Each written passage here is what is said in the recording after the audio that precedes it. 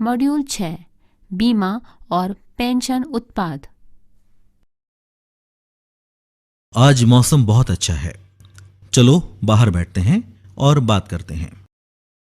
आपको बताऊंगा आखिरी और महत्वपूर्ण बात, जो कि बीमा और पेंशन उत्पादों के बारे में है। ये वित्तीय योजना और प्रबंधन के बहुत उपयोगी पहलू हैं। अरविंद जी, बीमा क्या होता है? राम, पहले मैं तुमसे कुछ सवाल पूछूंगा जिससे तुम इसे समझ सकोगे। मान लीजिए कि आप अपने लक्ष्यों के लिए योजना बनाते हैं और विभिन्न लंबी और छोटी आवधिक वित्तीय उत्पादों में निवेश करते हैं, और ये भी सभी योजनाओं के अनुसार चल रहा है, और आप अपने वित्तीय कार्यक्रम के अनुसार इन उत्पादों के लिए योगदान दे रहे हैं।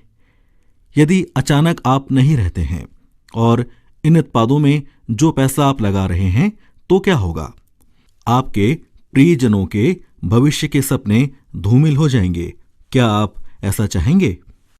नहीं, निश्चित रूप से नहीं। बिल्कुल सही। यदि आपने पर्याप्त बीमा खरीदा है, तो यह सुनिश्चित होगा कि आपने अपने प्रियजनों के लिए जो योजना बनाई है, उनके सपनों को पूरा करने में बीमा मदद करेगा जो कि आपने खरीदा है। बीमा कहीं और निवेश करने से पहले एक परिवार के सभी कमाने वाले सदस्यों के लिए एक बहुत ही महत्वपूर्ण आधार है।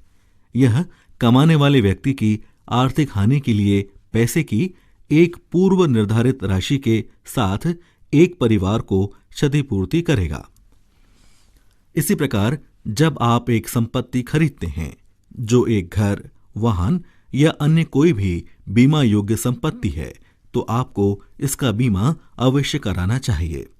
यदि आप ये करते हैं, तो आप क्षति के कारण एक दुर्घटना से, जो प्राकृतिक या मानव निर्मित आपदा है, तो आप बीमा कंपनी से प्राप्त होने वाले पैसे के साथ वापस इसे पाने के लिए सक्षम हो जाएंगे।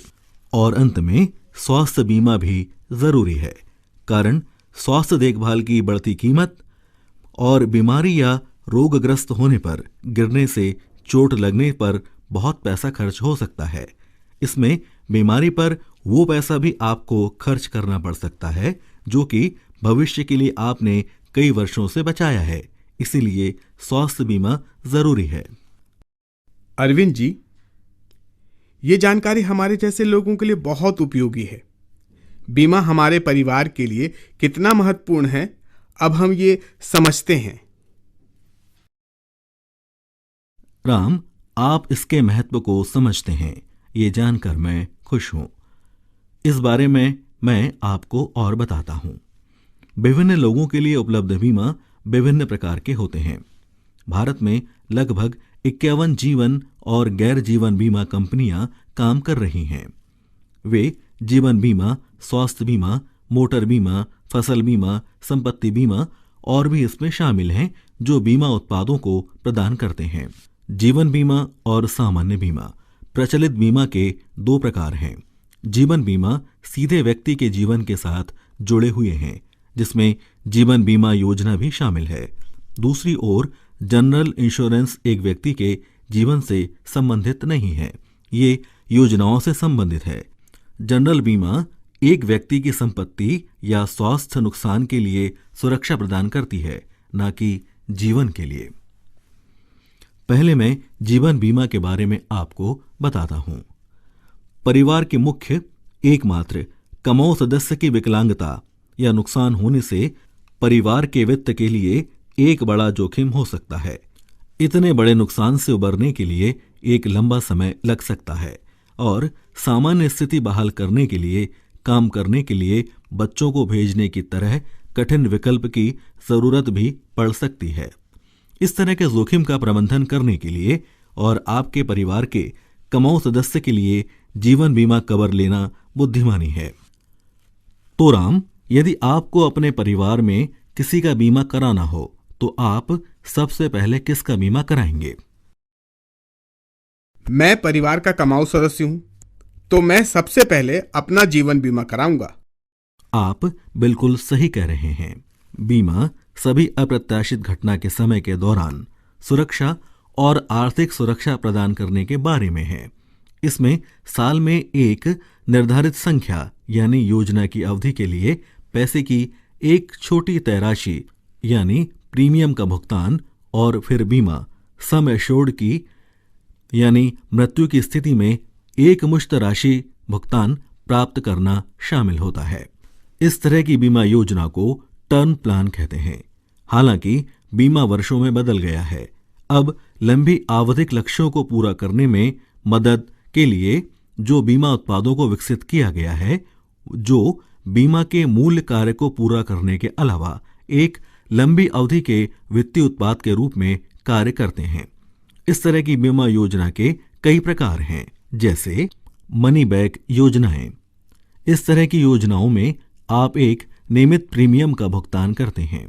प्रीमियम का एक हिस्सा आपकी ओर से निवेश किया जाता है और बाकी आपकी बीमा के लिए भुगतान करता है।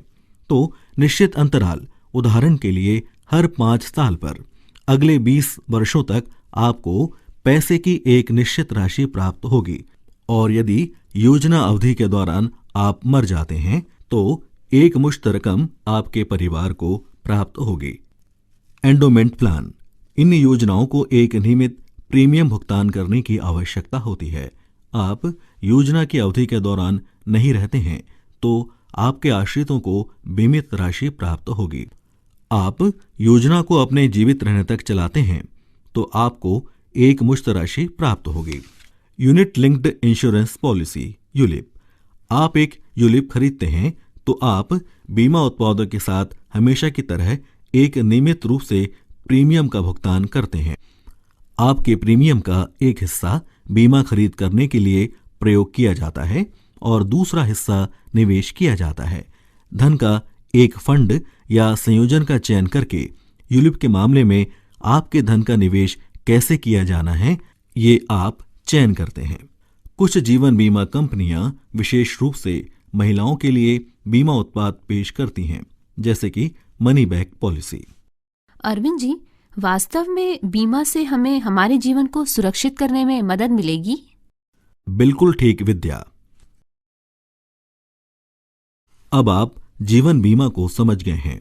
अब मैं जनरल इंश्योरेंस की व्याख्या करता हूं, जो कि एक सामान्य बीमा का ही रूप है। तो मैं स्वास्थ्य बीमा के साथ बताना शुरू करता हूं। स्वास्थ्य और दुर्घटना बीमा। स्वास्थ्य की चिंताओं ने और उपचार की बढ़ती कीमतों ने हमारे समाज को चिंतित किया है। ग्रामीण भारत में रहने वालों और गरीबी रेखा से नीचे रहने वालों के लिए स्वास्थ्य बीमा का सुरक्षा तंत्र स्वास्थ्य संबंधी कठिनाइयों से निपटने में मदद करता है। बीमा कंपनियां दुर्घटना, बीमार पड़ने पर और अस्पताल में भर्ती होने की जरूरत के मामले में पैसे का भुगतान करती है।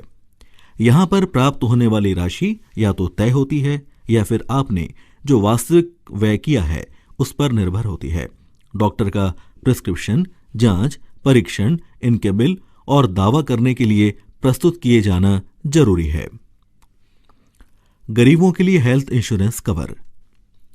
स्वास्थ्य देखभाल की सबसे ज्यादा आवश्यकता उन्हें है जो लोग कम आय वर्ग के लोग हैं या गरीब हैं। बीमा के बिना अपनी जेब से स्वास्थ्य देखभाल का खर्च उन्हें और गरीब बनाता है और इसके लिए ऋण लेकर पूरा करना होता है।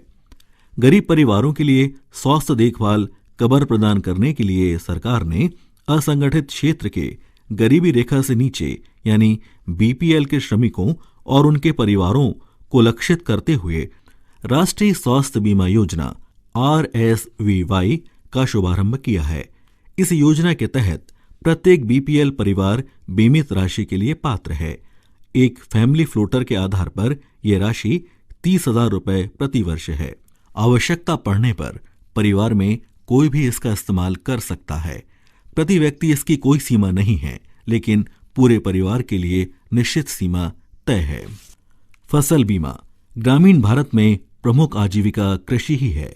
प्रतिकूल जलवायु से फसल अच्छी नहीं होती है, इसलिए भारत में निजी और सार्वजनिक क्षेत्र की बीमा कंपनियों ने फसल बीमा की पेशकश की है, जो दोनों तरह की स्थितियों के दौरान किसानों को राहत प्रदान करती है।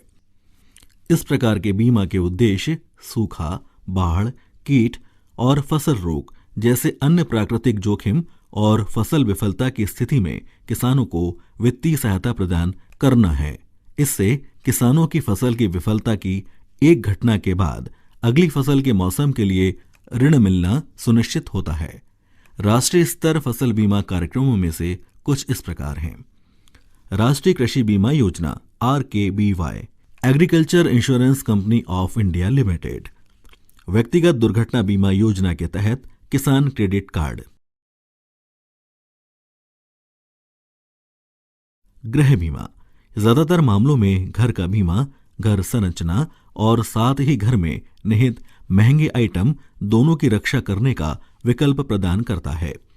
अपनी पॉलिसी की अवधि के दौरान नियमित अंतराल पर, जिसे प्रीमियम कहा जाता है, एक छोटी राशि का भुगतान आपको करना होता है। एसेट बीमा, गृह बीमा की तरह ही सामान्य बीमा कंपनियां ट्रैक्टर या किसी भी अन्य महंगे उपकरण या आपकी मूल्यवान संपत्ति को सुरक्षा प्रदान करते हैं। सूक्ष्म बीमा, भारतीय बीमा नियामक एवं विकास प्राधिकरण IRDA द्वारा 2005 में जारी किए गए सूक्ष्म बीमा नियमों के मुताबिक सूक्ष्म बीमा एक पॉलिसी है जो कि छोटे वित्तीय लेन देन को दर्शाता है। ये कम प्रीमियम और कम कवरेज के साथ का बीमा है। हालांकि यह ग्रामीण गरीबों के आर्थिक विकास में एक महत्वपूर्ण भूमिका निभाता है।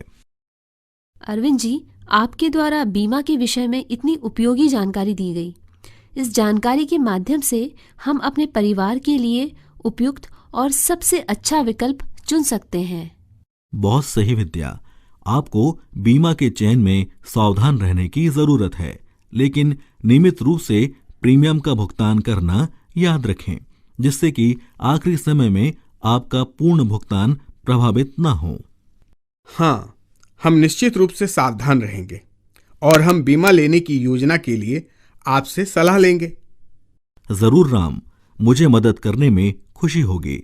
अब मैं ग्रामीण लोगों के लिए पेंशन के बारे में बताता हूं। जब लोग बुजुर्ग हो जाते हैं और कमाई बंद हो जाती है तो एक अच्छा जीवन जीने के लिए वित्तीय सहायता की आवश्यकता होती है। पेंशन फंड उस समय के दौरान कवरेज देता है। पेंशन के साथ आप किसी भी परेशानी के बिना अपनी सेवानिवृत्ति का जीवन जीते हैं।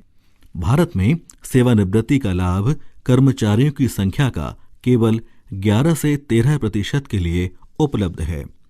पेंशन फंड ग्रामीण भारत में बहुत कम है।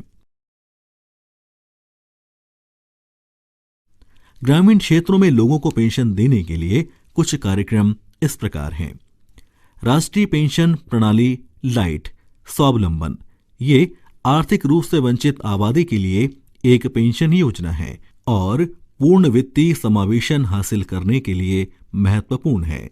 ये परिवारों की बचत और उनके उत्पादक जीवन चरणों के माध्यम से छोटी मात्रा में निवेश करके सेवानिवृत्ति के वर्षों की योजना के लिए एक तंत्र प्रदान करता है। पंजीकरण के समय न्यूनतम अंशदान राशि 100 रुपये है और एक वर्ष में न्यूनतम राशि 1000 रुपये होती है। इंदिरा गांधी राष्ट्रीय वृद्धावस्था पेंशन योजना NOAPS, ये 65 वर्ष से अधिक निराश्रित बुजुर्ग के लिए एक गैर अंशदायी योजना है। इसका मतलब है कि ये पूरी तरह से सामाजिक सहायता कार्यक्रम है। मासिक पेंशन राशि 300 रुपये प्रति लाभार्थी है। इसके अलावा कुछ राज्य अपने स्वयं के संसाधनों से इसमें योगदान देते हैं। इंदिरा गांधी राष्ट्रीय विधवा पेंशन योजना IGNWPS 40 से 59 वर्ष की आयु समूह में विधवाओं को लाभ देने के लिए बनाया गया है। लाभ का दावा करने के लिए ऐसी विधवाओं को गरीबी रेखा से नीचे होना चाहिए। इस योजना के तहत वे कम से कम 400 रुपये प्रति माह की पेंशन प्राप्त करती हैं। इस राशि में आंशिक रूप से केंद्र सरकार और आंशिक रूप से राज्य द्वारा योगदान रहता है। इंदिरा गांधी राष्ट्रीय निःशक्तता पेंशन योजना IGNDPS, इसमें 18 वर्ष से 59 वर्ष की आयु समूह में गंभीर बीमार विकलांग व्यक्तियों के लिए ये योजना लागू है। ऐसे व्यक्तियों को कम से कम 400 रुपए प्रति माह की पेंशन प्राप्त होती है। राष्ट्रीय परिवार लाभ योजना यानी राष्ट्रीय परिवार हितकारी योजना, इस योजना के तहत गरीबी रेखा शर्तों के नीचे एक घर में रहने वाले के प्राथमिक कमाने वाले की मौत के मामले में 20,000 रुपए का अनुदान दिया जाता है। तो दोस्तों, मैंने वित्तीय प्रबंधन और योजना और इससे संबंधित सभी पहलुओं के बारे में आप सबको बता दिया है। वास्तव में यह सब जानकारी आपके लिए उपयोगी हो सकती है और आपको निश्चित रूप से अधिक जानकारी के साथ और आत्मविश्वास से आगे बढ़ना होगा, ऐसी मैं उम्मीद करता हूं। आपके द्वारा हमें जो जानकारी दी गई वो बहुत मूल्यवान थी। आपने जो हमारे साथ जानकारी साझा की है उसे हम यकीनन अपनी जिंदगी में लागू करेंगे। आपका बहुत बहुत धन्यवाद अरविंद जी।